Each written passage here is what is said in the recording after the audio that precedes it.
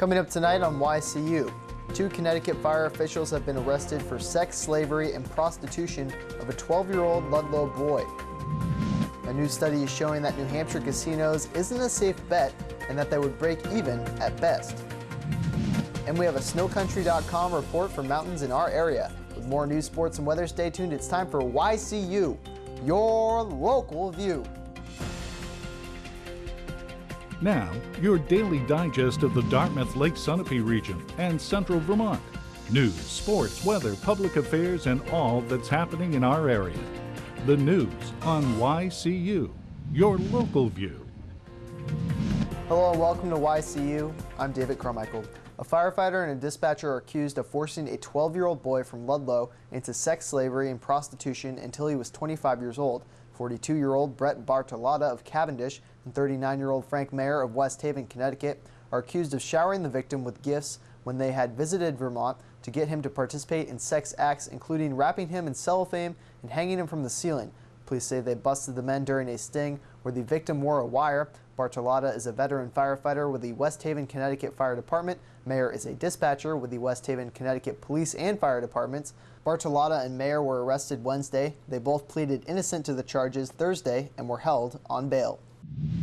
Police apprehended a Vermont fugitive by following a set of footprints in the snow yesterday morning to the Bellows Falls basement where he was hiding. 22-year-old Zachariah McAllister of Westminster was taken into custody after he was discovered hiding in the basement of a Front Street residence. Bellows Falls police were contacted about the suspicious footprints in the snow around the area and followed them for several hours to the cellar bulkhead of the apartment building where he was arrested. Police believe McAllister was snatching items from unlocked cars in the village. He had 2 active arrest warrants, including offenses for burglary, unlawful mischief, drug possession and sales charges, providing false information to police, petty larceny, contempt of court, domestic assault, and violating his conditions of release.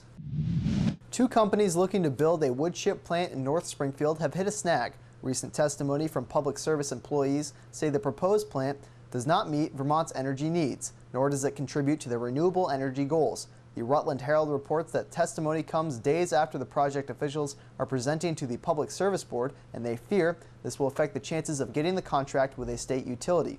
The state is also concerned that wood chips being shipped in could carry invasive species like the emerald ash borer and the Asian longhorn beetle.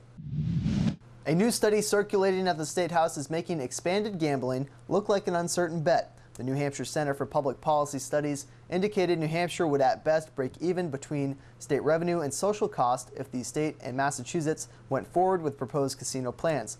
Those with the center said that the state could end up losing money on a yearly basis. Expanding gambling is expected to pass the Senate, leaving the House as a wild card. Governor Maggie Hassan claims that the study does not account for social costs of gaming that are already in the state. State lawmakers in Concord have taken a step toward repealing a controversial gun law. Thursday, the Criminal Justice Committee recommended to repeal the Stand Your Ground law, which allows the use of deadly force in a public place if an individual feels threatened. The bill will now have a full vote in the House. A House committee in Vermont is debating a proposed state law that would create new protections for Vermont's Lakeshores. The bill calls for the Agency of Natural Resources to draft new rules restricting what you can build at the edges of lakes and requiring a buffer of vegetation between the water's edge and built-up structures.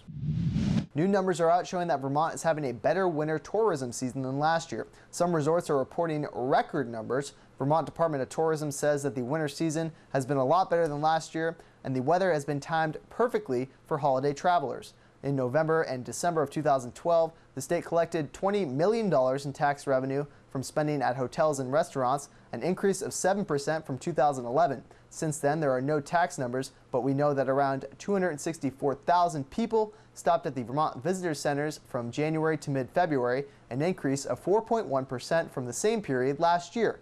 Now many resorts aim to open into or through April. For these stories and more, be sure to check out our website at ycunow.com, and also please like our Facebook page. After the break, we'll meet the New London Inn manager, Julie Demakis. The YCU News continues in a moment.